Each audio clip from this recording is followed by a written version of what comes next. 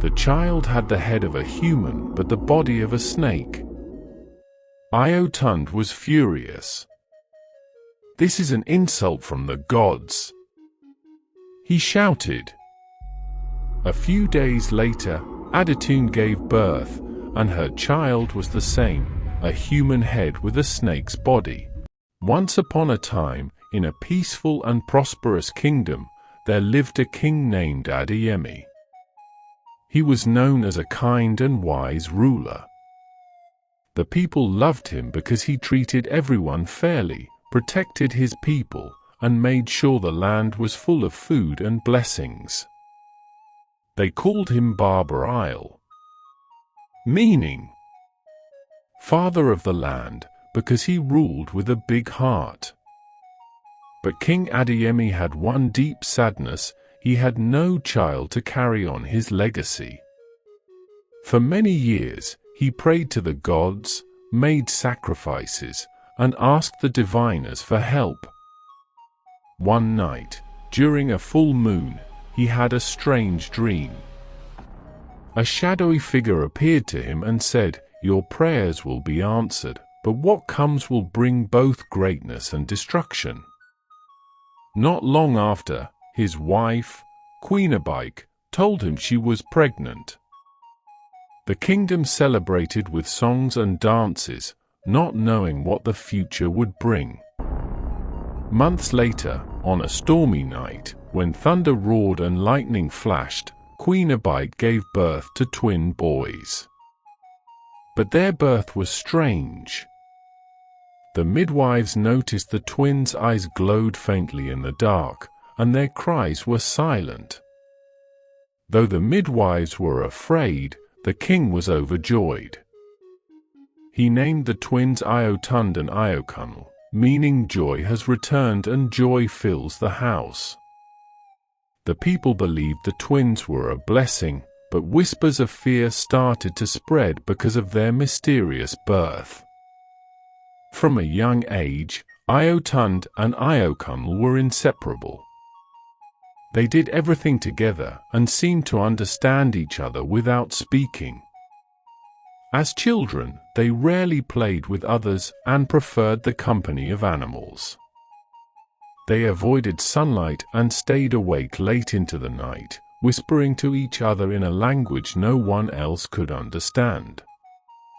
As they grew older, the twins showed strange powers. They could predict when a storm was coming, when a thief would steal, or when someone was lying. Their mother often saw them staring into the distance, as if seeing things no one else could see. By the time they were teenagers, the twins were feared in the kingdom. One day, when they were just 16, a servant accidentally spilled water on Ayokunle. Without hesitation, Ayotunde ordered the guards to kill the servant. When their father questioned them, Ayotunde said, "We are the future of this kingdom. No one should disobey us." By the time they became adults, the twins had grown tall, strong, and powerful. Their presence made everyone feel uneasy. One day, Ayotunde and Ayokunle confronted their father. "You have ruled long enough," Ayotunde said.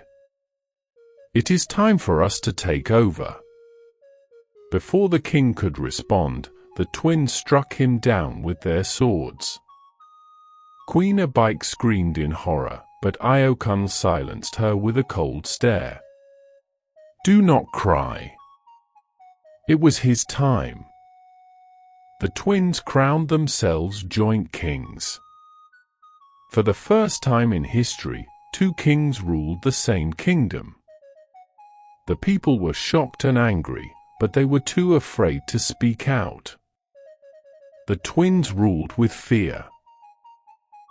No one questioned their decisions, no matter how strange or cruel. Their first horrifying act was against their own mother. "She's too old to be useful," they said, and used her in a dark ritual to strengthen their power. the twins took over all the farmland in the village. When it was time to harvest, they sent guards to seize every crop, leaving the farmers hungry. They forced the villagers to pay heavy taxes, taking their last coins. Those who couldn't pay were punished or disappeared. Every month, they demanded virgins for their rituals. The girls were never seen again. Soon, they turned their cruelty toward other twins in the village, declaring, "We must be the only twins here." They hunted and killed every pair of twins they could find, leaving families in mourning. Under their reign, fear and death spread across the land. The people lived in silence, unable to challenge the evil rule of the twin kings. One day, they decided they needed wives. Ayotunde and Ayokunle traveled to nearby villages and found two beautiful women, Omolara and Adeyemi. Omolara was gentle and kind, while Adeyemi was strong and outspoken. The twins gave the women's families no choice. "Give us your daughters, or we will destroy your family," they said. Out of fear, the families handed over their daughters. Omolara married Ayotunde, and Adeyemi married Ayokunle. Soon, Omolara gave birth to sons, while Adeyemi gave birth to daughters. At first, the twins were happy, but jealousy began to grow. Ayotunde, who fathered the sons, wanted daughters too. "Why should I not have daughters as beautiful as the stars?" he asked. Ayokunle, on the other hand, envied his brother's sons. "Only sons can carry the strength of a king," he said angrily. The brothers became obsessed with their desires. One day, Ayotunde had an idea. He approached his brother and said, "Brother, let us exchange wives. Maybe the gods will bless us differently." Ayokunle agreed, and the wives, too frightened to refuse, obeyed. The villagers were outraged, but no one dared to challenge the kings.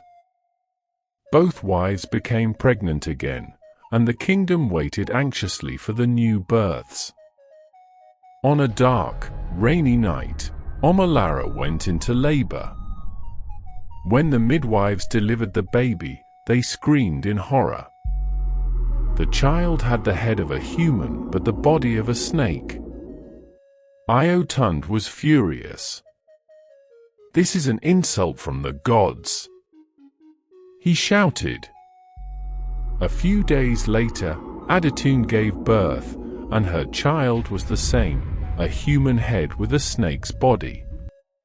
The villagers demanded the snake children be killed.